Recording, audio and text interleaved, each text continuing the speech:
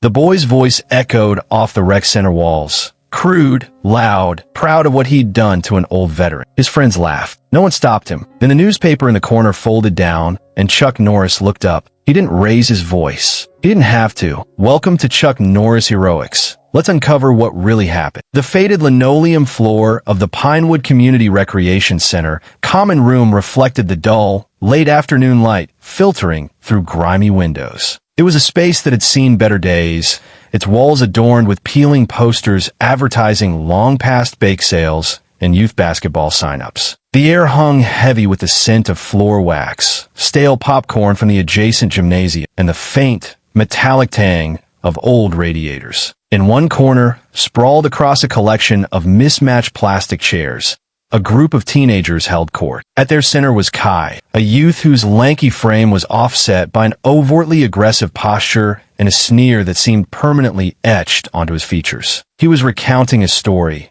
his voice loud and laced with a crude, boastful energy, each word a performance for his eager, sycophantic audience of 3. His friends, 2 other boys and a girl, hung on his every syllable, their laughter quick and overly enthusiastic, their expressions a mixture of admiration and a vicarious thrill. So there he was, this old dude, right? Kai was saying, his hands gesturing wildly, nearly knocking over a half-empty soda can balance precariously on the arm of his chair, mumbling something about respect, about how back in his day people knew their place. Can you believe it? Like, what day was that? Grandpa, the Jurassic period. His friends howled with laughter. The girl, Chloe, with brightly dyed hair, added, seriously, some old people just don't get it. They think they own the world just 'cause they've been around longer. Kai puffed out his chest, basking in their attention. Exactly. So I told him, I said, look, Pops, times have changed. Maybe you need a little lesson in modern manners. He paused for dramatic effect, his eyes gleaming. And then, bam, he slammed his fist into his other palm, a crude pantomime of violence. He didn't know what hit him. Went down like a sack of potatoes. Didn't even see it coming. He chuckled, a dry, humorless sound. Serves him right, trying to tell me what to do. Some washed-up vet probably thought he was still barking orders. Hidden in plain sight, sitting at a rickety card table in the far corner, ostensibly engrossed in a local newspaper that was more than a week old, was an older man. His attire was simple, a work-worn denim shirt, clean but faded jeans, and sturdy boots that suggested a life of practical effort rather than leisurely pursuits. His silver hair was neatly combed, and his face,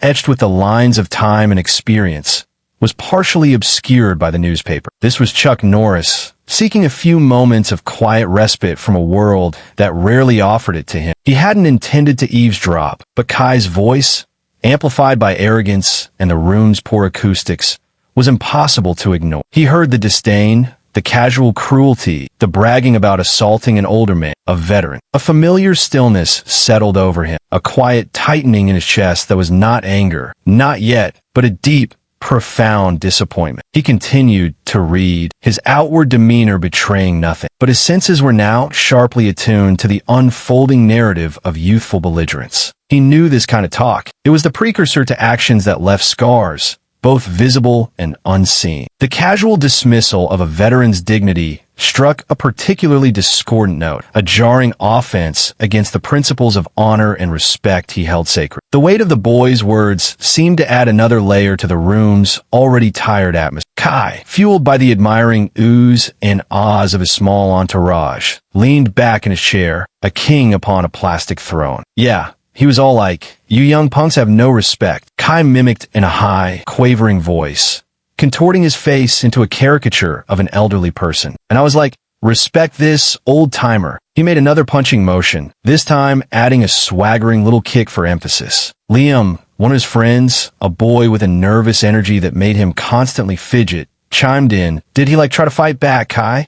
Was he tough? Kai scoffed, waving a dismissive hand. Tough? Please. He was ancient, probably brittle. One tap, and he was history. He just lay there, groaning. Pathetic, really. He took a long swig of his soda, then wiped his mouth with the back of his hand, his eyes scanning his friends for their continued approval. Chloe giggled again. You're so brave, Kai. Someone had to put him in his place. The third boy, Mark, who had been mostly silent, nodded slowly, a predatory gleam in his eyes. Yeah, some of these old guys, they think they can just say whatever they want. Good on you for showing him who's boss. The casual cruelty of their exchange, The gleeful recounting of an assault on a vulnerable individual was a stark reminder of a darkness that could fester in unchecked youthful arrogance. Elsewhere in the common room, a few other people were present. An elderly woman knitting quietly, a janitor sweeping listlessly in the hallway, a young mother trying to keep her toddler occupied with a picture book. They all studiously avoided looking at Kai's group, their discomfort a silent, palpable thing, yet none dared to intervene to challenge the narrative of a braggart. It was the common bystander effect, a paralysis born of a desire not to get involved, or perhaps a genuine fear of a group of aggressive teenagers. Chuck Norris lowered his newspaper by a fraction of an inch,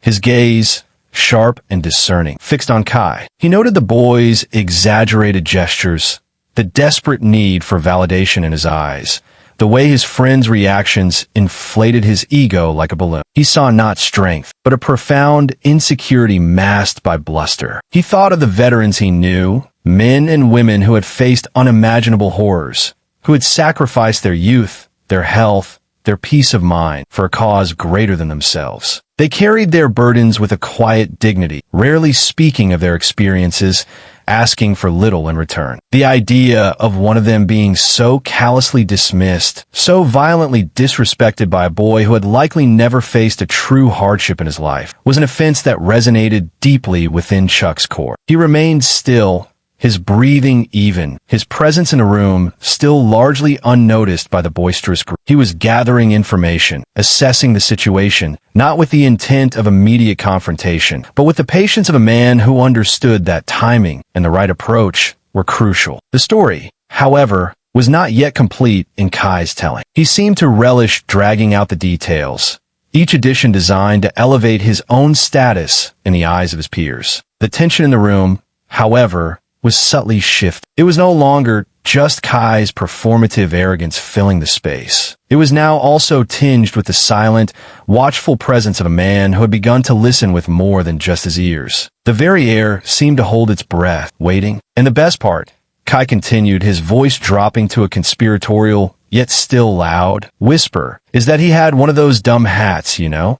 Like an army hat or something. I knocked it right off his head when he went down, sent it skittering across the pavement. He grinned, clearly pleased with this particular detail. Probably the most action that Hat's seen in decades. Maybe he should thank me for waking it up. This particular piece of mockery, the desecration of a symbol that likely held deep meaning for the veteran, was a new low. It demonstrated a profound lack of understanding, a willful ignorance of the sacrifices such an emblem represented. The elderly woman who was knitting paused, her needles clicking to a halt. She looked up, her brow furrowed with a deep disapproval, but she said nothing, her lips pressing into a thin line before she resumed her work with a renewed, almost agitated pace. Even the janitor, who had been making slow progress down the hall, seemed to linger a little longer near the doorway, his broom momentarily still. The weight of Kai's callousness was becoming too heavy to ignore, even for those determined to remain uninvolved. Chuck Norris felt a cold knot tighten in his stomach. The hat. It could have been a VFW cap, a unit insignia, a memento of service, of camaraderie, of loss. To Kai, it was just a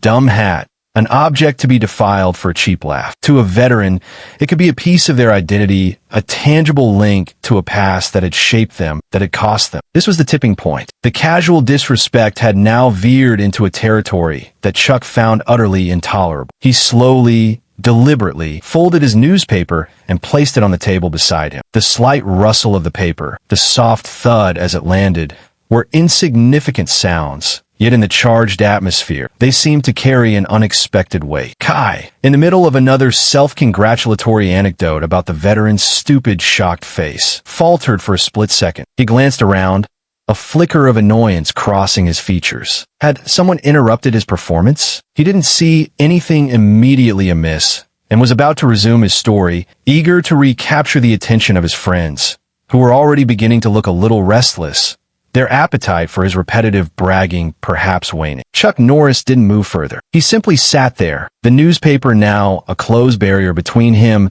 and the pretense of casual reading. His gaze, no longer shielded, was fixed not directly on Kai, but on a point slightly beyond him, as if contemplating something profound, or perhaps simply deciding on his next, carefully considered move. The room felt different. The air was still, but it was the stillness before a thunderstorm, heavy with unspoken electricity. Chloe, the girl in Kai's group, shivered slightly, though the room was not cold. She glanced uneasily towards the man in the corner, then quickly looked away, whispering something to Liam. The bravado of the group was beginning to show cracks, their collective confidence wavering in the face of an undefined, yet palpable, shift in the room's dynamic. Chuck Norris rose from his chair. The movement was unhurried, devoid of any aggression, yet every eye in Kai's group and several others in the room snapped towards him. He wasn't particularly tall, nor was his frame overtly imposing in his simple clothes, but there was an undeniable presence about him, an aura of quiet authority that commanded attention without demanding. He walked slowly towards Kai and his friends, his boots making soft, measured sounds on the linoleum floor. Each step seemed deliberate, thoughtful. Kai watched him approach, his initial annoyance giving way to a sneering curiosity. Well, look what we have here, Kai said, his voice dripping with sarcasm, trying to reassert his dominance. Lost, old-timer?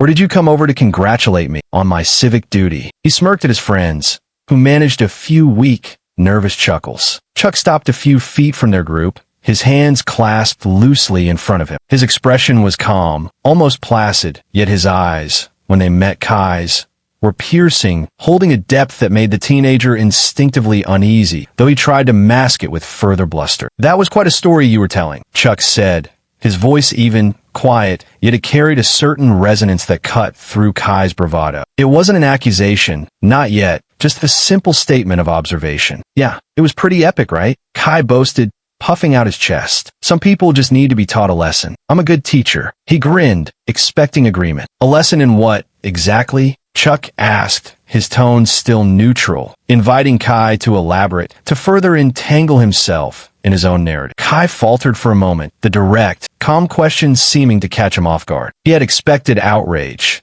perhaps, or fear, or even a feeble attempt at lecturing him. This quiet, analytical approach was disarming. A lesson in respect, Kai stammered, then quickly regained his composure. Yeah, respect. He wasn't showing any, so I showed him what happens. And how did you show him respect? Chuck inquired, his gaze steady, unwavering. By knocking him down? By taking his hat. The simple, direct questions hung in the air. Chloe and Liam exchanged uneasy glances. Mark, the other boy, shifted his weight from one foot to the other, his earlier predatory gleam replaced by a look of discomfort. They were beginning to realize that this old man was not so easily dismissed, not so easily intimidated. Kai, however, was not ready to back down, not in front of his audience. Look, he started it. Kai insisted, his voice rising in pitch. He was asking for it, talking down to me. I just finished it. What's it to you anyway? You his dad or something? He tried for a sneer, but it didn't quite land. The quiet confidence of the man before him was like a steady, unyielding pressure. Chuck ignored the jibe. You said he was a veteran, he stated, his voice still calm, but with an underlying note of steel. Did you happen to ask him where he served? Or what he might have endured for the very freedom that allows you to sit here and behave so freely? The question was a subtle indictment, not just of Kai's actions, but of his profound lack of empathy, his inability to see beyond his own inflated ego. The color began to rise in Kai's cheeks. He was being challenged, not physically, but morally, and it was a battleground on which he was clearly ill-equipped. Kai's face flushed a deeper red. He was accustomed to verbal sparring that involved insults and volume, not these quiet, pointed questions that seemed to dissect his bravado layer by layer. Why would I ask him that? Kai retorted, his voice defensive. What does that have to do with anything? He was just some old guy running his mouth. He got what he deserved. He crossed his arms, trying to project an image of defiance, but his eyes darted nervously towards his friends, seeking their silent support, which was now conspicuously absent. Chloe was looking down at her phone, pretending to be engrossed, while Liam and Mark were studiously avoiding eye contact with both Kai and Chuck. What he deserved, Chuck repeated softly, the words carrying a weight that seemed to fill the room. And you believe you're the one to decide that? To act as judge, jury, and enforcer? He paused, letting the implication hang heavy in the... You said you taught him a lesson. What lesson do you think he learned from a younger, stronger man attacking? Kai shifted uncomfortably. He hadn't thought about it in those terms. To him, it had been a simple assertion of dominance, a way to silence an annoying old man and impress his friends. He hadn't considered the veteran's perspective, his feelings, his dignity. Look, I don't have to explain myself to you, Kai snapped, his frustration mounted. I did what I did. It's over. So why don't you just mind your own business and walk away, old man, before you say something you regret? He tried to inject a threat into his voice, but it came out sounding more like a plea. Chuck's expression remained impassive, but there was a subtle shift in his eyes, a hardening, a focus that was both intense and unsettling. Regret, he said, his voice still quiet but now resonating with an undeniable authority, is something you might become more familiar with, young man, if you continue down this path. The path of mistaking cruelty for strength and arrogance for courage. He took a small, almost imperceptible step closer. It wasn't aggressive, but it closed the distance, both physically and metaphorically. You spoke of his hat, Chuck continued, his gaze unwavering. You knocked it off his head. Did you pick it up? Did you return it to him? The questions were simple, factual, yet they cut to the core of Kai's disrespect. Kai scoffed. Pick it up? Why would I? It was just some ratty old thing, probably full of moths. The casual disdain, the utter lack of comprehension of the potential symbolism, the disrespect not just for the man, but for what he might represent, was palpable. Chuck's jaw tightened almost imperceptibly. That ratty old thing, he said, his voice dropping slightly. Each word carefully enunciated might have been a symbol of his service, of sacrifices you can't begin to imagine. It might have been a reminder of comrades lost, of a duty performed. To you, it was nothing. To him, it might have been a piece of his soul. The room was utterly silent now. Even the distant sound from the gymnasium seemed to have faded. The elderly knitter had stopped her work entirely, her gaze fixed on Chuck, her expression one of rapt attention. The janitor leaned against his broom in the doorway, no longer feigning disinterest. Kai felt a prickle of unease, a sense that he was rapidly losing control of the situation, that he had stumbled into something far deeper and more serious than a simple confrontation with an interfering old man. His bravado was crumbling, his carefully constructed image of toughness beginning to crack under the weight of Chuck's quiet, relentless moral scrutiny. The weight of Chuck's words and the palpable shift in the room's atmosphere began to visibly affect Kai. His earlier defiance was giving way to a sullen defensiveness. He uncrossed his arms, then crossed them again, a clear sign of his growing agitation. Look, it's not like I killed him or anything, he muttered, his voice lacking its earlier conviction. He'll be fine. It was just a little scuffle. A little scuffle. Chuck's voice, though still quiet, now carried a distinct edge of steel. When one person is older, likely less physically able, and is assaulted by someone younger and stronger, that's not a scuffle. That's an attack. That's cowardice. The word cowardice struck Kai hard. It was the antithesis of the image he so desperately tried to project. He flushed, his eyes darting towards his friends, who were now looking at him with expressions that ranged from discomfort to dawning shame. Their admiration had vanished, replaced by an uneasy awareness of their leader's true nature, now being laid bare. I'm not a coward, Kai insisted, his voice rising, a note of desperation creeping in. He was disrespecting me. I stood up for myself. Did you? Chuck countered calmly. Or did you simply find an easy target to vent your own frustrations, to make yourself feel powerful at someone else's expense? He paused, his gaze intense. There's a vast difference between standing up for yourself with courage and preying on someone you perceive as weaker. One builds character, the other reveals a lack of. He then asked the question that had been forming, the question that would strip away the last vestiges of Kai's anonymity, the question that would demand accountability beyond the confines of this small, shabby common room. This veteran you assaulted, Chuck said, his voice clear and deliberate, cutting through the tense silence. This man whose dignity you so casually dismissed. Tell me, young man, what's his name? The question hung in the air, simple, direct, yet profoundly challenging. It wasn't about the fight anymore, not really. It was about the victim, about his humanity, about the respect due to any individual, let alone one who had served. Kai stared at him, momentarily speechless. His mind raced. He had no idea what the old man's name was. Why would he? He had been an obstacle, an annoyance, a target, not a person with an identity, a history. The question exposed the utter depersonalization of his victim, the hollowness of his own bravado. He had attacked a faceless old dude, a washed-up vet. He hadn't attacked a human being with a name. Chloe, Liam, and Mark looked at Kai, then at Chuck, their expressions unreadable. The quiet, persistent focus of the older man was relentless, and Kai was visibly wilting under. The power dynamic had completely inverted. The braggart was now the one on the defensive, cornered not by physical force, but by the undeniable weight of a simple, devastating question. His silence was an answer in itself, an admission of his callous disregard. Kai's mouth opened, then closed. He looked away, down at his scuffed sneakers, then back up at Chuck, flicker of panic in his eyes. His name? He echoed, stalling for time, his mind a blank. Why? Why would I know his name? He was just some random old guy. It's not like we exchanged business cards. He tried for a sarcastic tone,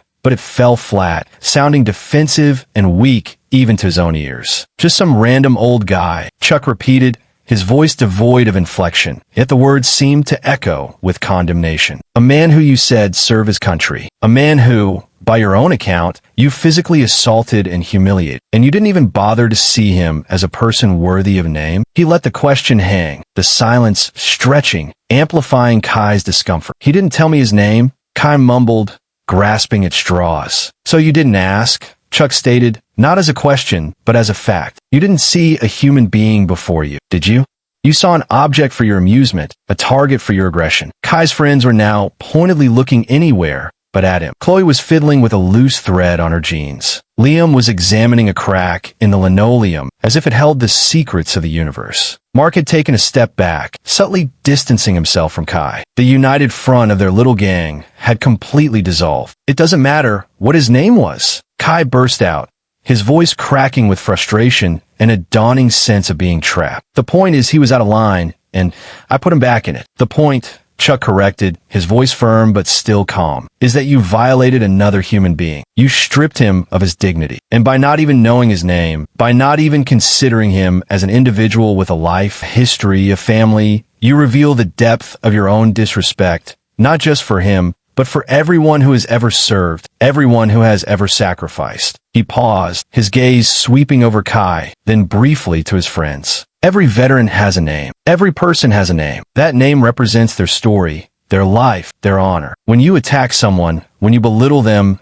you're not just attacking a body. You're attacking that story, that honor. The elderly woman who had been knitting earlier now spoke up, her voice surprisingly strong despite her age. My husband was a veteran, she said, looking directly at Kai, her eyes filled with a sorrowful reproach. His name was Arthur. He served in Korea. He was a good man. He deserved respect, even in his old age. Kai flinched as if she had struck him. Her words, simple and heartfelt, seemed to carry more weight than any physical blow could have. The janitor nodded in agreement from the doorway. My father, too, he said quietly. Vietnam. Carried those scars his whole life. Some you could see, some you couldn't. The common room was no longer just a backdrop. It was filled with the ghosts of other veterans, other stories, other names, all silently judging Kai's callousness. Kai looked cornered, his bravado utterly gone, replaced by a pale, sickly apprehension. He was no longer the hero of his own story. He was the villain in a much larger, much more significant narrative, one of disrespect and dishonor. Chuck watched him,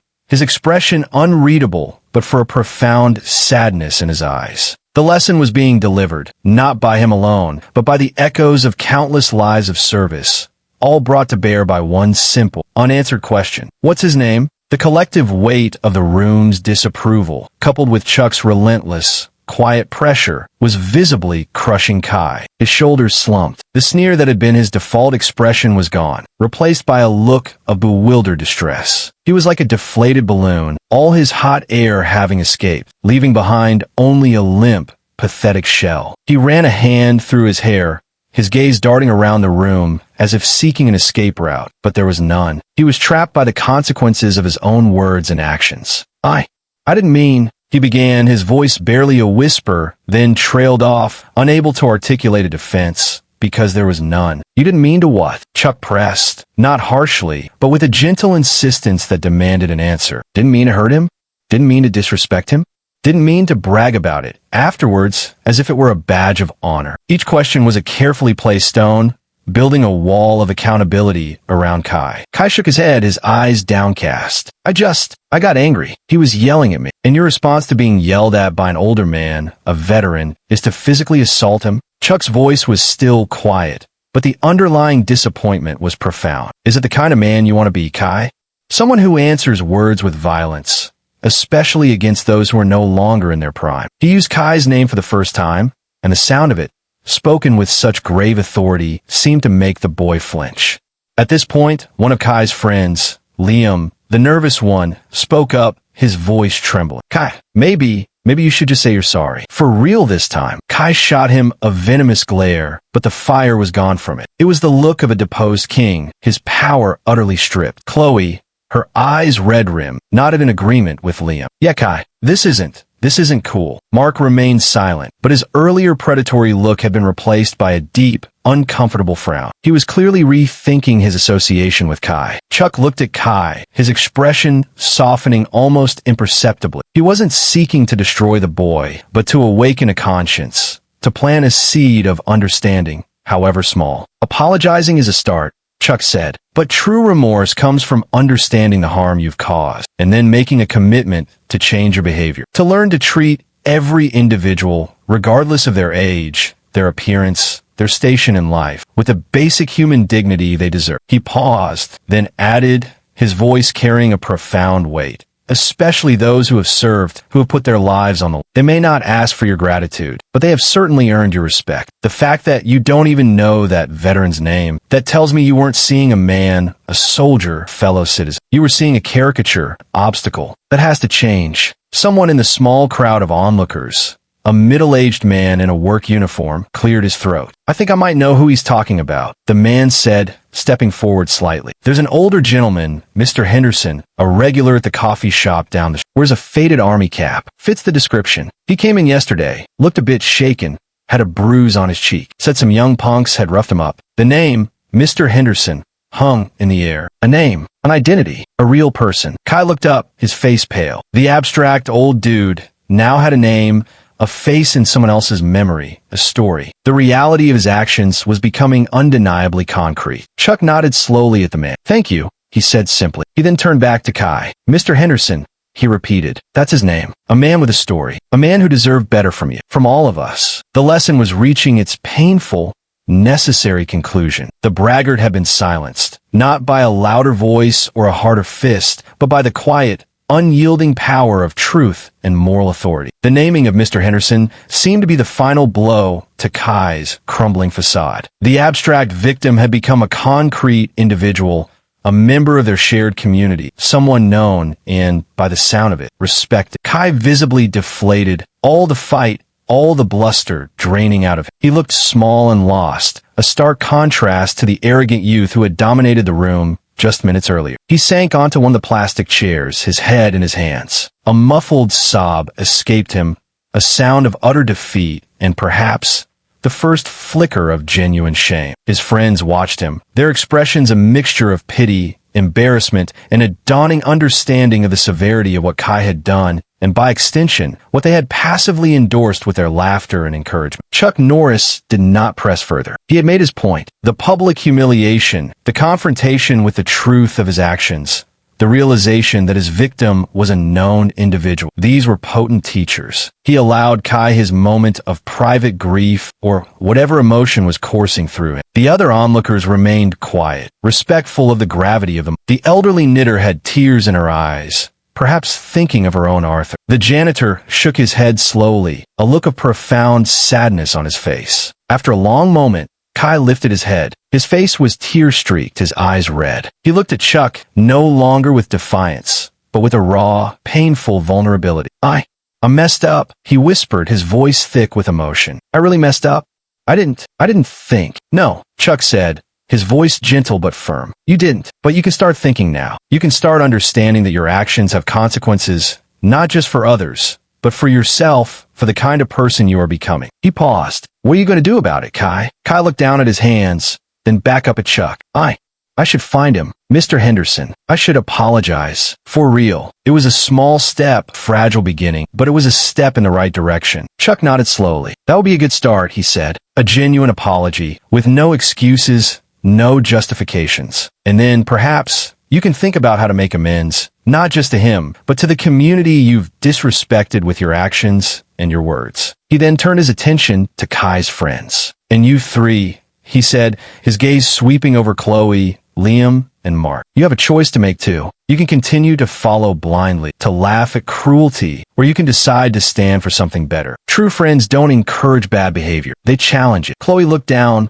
biting her lip. Liam nodded miserably. Mark, surprisingly, met Chuck's gaze. We were wrong too, sir, he said, his voice quiet but firm. We shouldn't have gone along with it. Chuck acknowledged his statement with a slight inclination of his head. Recognizing your own part is also a sign of character, he said. The atmosphere in the common room had transformed. The earlier tension had dissipated, replaced by a somber, reflective mood. A hard lesson had been learned, not just by Kai, but by everyone who had witnessed the exchange. The power of one person standing up for what is right, speaking truth with quiet authority, had been made undeniably clear. Chuck looked around the room one last time, his gaze resting briefly on the elderly knitter, the janitor, the man who had named Mr. Henderson. He gave them all a subtle nod of acknowledgement, a silent recognition of their shared humanity. Then, without another word, he turned and walked towards the exit, his departure as quiet and unassuming as his arrival. He sought no thanks,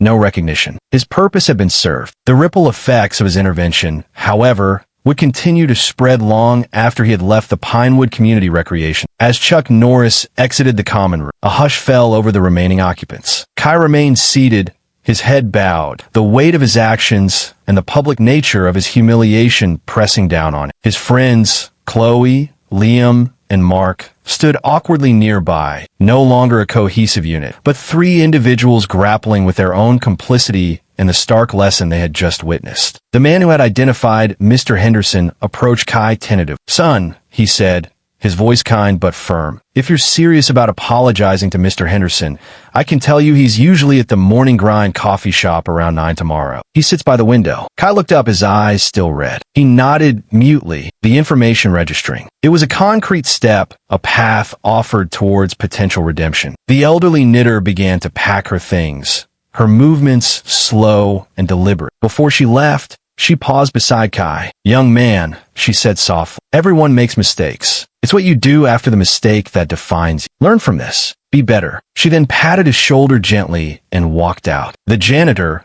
who had witnessed the entire exchange, simply shook his head and resumed his sweeping, though his pace was more thoughtful, his gaze lingering on Kai for a moment before he moved on. Gradually, the common room began to empty. Chloe was the first of Kai's friends to leave, murmuring a quiet, "See ya," without looking directly at him. Liam followed soon after, giving Kai a hesitant, almost sympathetic glance. Mark was the last to depart. He paused beside Kai's chair. Chuck Norris, man, he said, his voice a mixture of awe and disbelief. That was actually Chuck Norris. And you really messed up. He didn't wait for a reply, just turned and walked out, leaving Kai alone with his thoughts and the echoing silence. Kai sat there for a long time, the dull afternoon light fading outside the grimy windows. The boisterous arrogance he had displayed earlier felt like a distant, shameful memory. He replayed the confrontation in his mind, the quiet, unyielding presence of the older man, the piercing questions, the devastating simplicity of what's his name. He thought of Mr. Henderson, no longer a faceless old dude, but a man with a name, a history, a visible bruise on his cheek that Kai himself had inflicted. The weight of it was almost unbearable. The lesson hadn't been delivered with fists, though the implied power of the man who intervened was undeniable. It had been delivered with words, with presence, with an unshakable moral clarity. It was a lesson in humility, in respect, in the profound difference between bullying and true strength. As twilight began to settle, casting long shadows across the deserted common room, Kai finally stood up. He felt drained, exhausted, but also, strangely, a little lighter. The burden of his false bravado had been lifted, replaced by the heavier, but ultimately more honest, weight of responsibility. He picked up his backpack, his movements slow, his earlier swagger completely gone. He knew tomorrow morning would be difficult. Facing Mr. Henderson, offering a genuine apology, would be one of the hardest things he had ever done. But as he walked out of the Pinewood Community Recreation Center and into the cool evening air, he also knew, with a certainty that settled deep in his gut, that it was something he had to do. The quiet man had not just asked for a name. He had, in a way, challenged Kai to find his own. Not the name of a bully, a braggart, but the name of someone capable of acknowledging their wrongs and, perhaps, learning to become a better man. The path ahead was uncertain, but for the first time, It felt like a path towards something